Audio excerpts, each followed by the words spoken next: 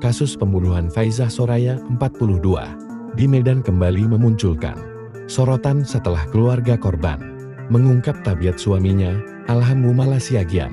Menurut pihak keluarga, hubungan rumah tangga Faizah dan Alham sudah lama bermasalah.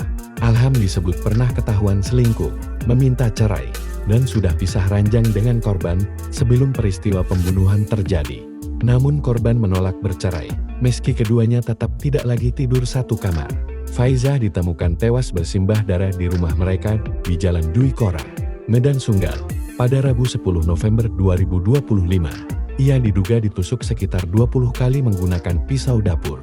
Saat kejadian, Faizah tidur di kamar lantai 1 bersama kedua anaknya, sementara Alham tidur sendiri di lantai 2. Jasad korban pertama kali ditemukan oleh anak sulungnya sekitar pukul 4.30 WIB, yang langsung berteriak histeris memanggil ayahnya.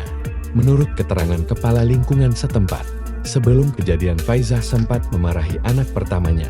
Ayah korban kemudian menyebut hal itu memicu kemarahan anak bungsunya, SAS siswi kelas 6 SD, yang diduga tidak terima kakaknya dimarahi dan berusaha membela sang kakak.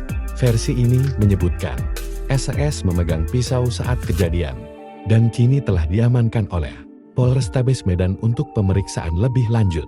Namun, pihak keluarga korban meragukan kuat versi tersebut.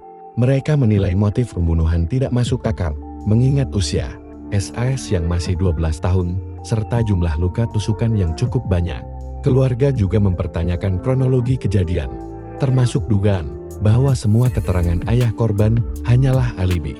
Mereka mendesak polisi untuk menyelidiki kemungkinan keterlibatan Alham secara lebih mendalam.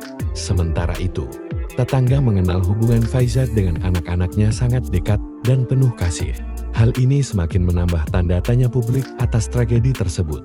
Hingga kini, polisi masih melakukan pendalaman kasus dan pemeriksaan terhadap pihak-pihak terkait.